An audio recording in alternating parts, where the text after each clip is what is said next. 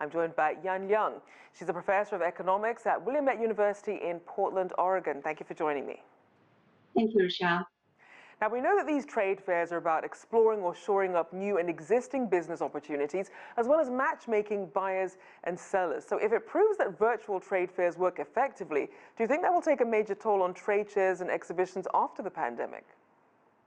Well, I think this will replace some of the traditional trade fair, because this is a very efficient and very stable and secure platform to bring the buyers and potential sellers together. This online trade fair utilizes, like what you just talked about, live streaming, cloud computing, and AI. To really provide a very efficient platform, because it really economizes travel and other business-related costs. And it also overcomes a lot of time and space constraints. There are some merchandises that require in-person experience, like tasting, smelling, for the beverages, for instance, or some physical interactivity, say a massage chair, that would be hard to replace. But otherwise, I think this virtual platform is very promising to replace some of the physical traditional exhibitions. And we have seen that the trade shows have historically partnered up with big tech companies like Tencent and e-commerce giants like Alibaba to present their exhibitions. What's your expectation for these companies engaging with clients in a virtual setting? Right. So Alibaba, as we all know, is the forerunner of e-commerce in China, and particularly the live streaming e-commerce. So I think this time around, Alibaba will really showcase the complete business service that you can provide, from product promotion to business negotiation, to order making, to delivery, insurance, and so on and so forth. So I think it really helped to showcase the efficiency of e-commerce, and it could really encourage a lot more participants that way. And for Tencent, it provides technical support. So like I mentioned, it has utilized many of the high tech, like AI, like 24 hours live streaming. It provides a lot of information of products with a lot of built-in interactive functionalities. So I think really it showcased how it can provide a whole list of technological capabilities way beyond just a simple, social media platform. Now, it's easier if you're a company the size of Tencent or Alibaba, you're already a well-known brand. But what if you're a smaller company? How do you use this virtual fair to expand your business if you're not really that well-known? Right. Well, this is a great question. So I think one caveat of this virtual platform is it does come with some sort of learning costs and setup costs at the upfront.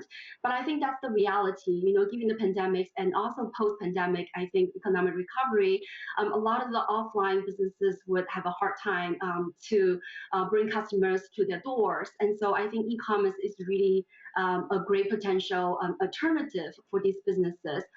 So I think, China has already in many ways at the forefront of online commercial building and also e-payments. So I think for a lot of these smaller players, they are presented with a lot of opportunities, and they have a lot of role models to emulate. So I think it will provide great opportunities for smaller businesses as well.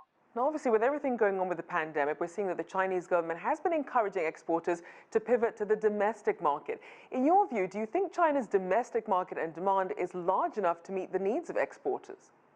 Oh, absolutely. I'm very confident in China's capacity to ramp up domestic demand. I mean, after all, if you look at the numbers, exports account for about 20% of the Chinese GDP, but imports account for about 18%. So if you look at the net demand provided by external markets, that's only around 2% of the GDP, whereas consumption demand by both private sector and public sector account for about 55% of the GDP. So China has a 400 million strong middle class, and that would provide a lot of demand. And as China grows and as its income grows, and as poverty is being eradicated, and rural consumers start to be bought online, I think we'll be able to see a lot more domestic consumption. And just quickly, we know that Beijing is facing a second wave of the COVID-19 outbreak, and several countries that would buy some of these goods coming from China are still trying to reopen economies despite virus numbers still climbing there. How much do you think this is going to weigh on expectations for exports to rebound? Right. I think I'm worried less about the supply side because China is very known for localizing this virus spread and wipe it out. So I'm not worried about Beijing not able, or China for that matter, not able to ramp up the supply. But I think the global demand is still very sluggish. If we look at the numbers in May, China's exports contracted by 3.3%. So I think it does show that the global demand is still slow to restore. But other than that, I think China's exports still expected to grow in the near future because post-COVID there's still a large demand for electronic devices as people stay home. You will see a lot more increase in demand for fitness and sports sort of products and household appliances, and all of these. I think China has the capacity to bring out a large amount of quantity of those products at the competitive cost. Yan Liang there, the professor of economics at Willamette University there. Thank you so much. Thank you.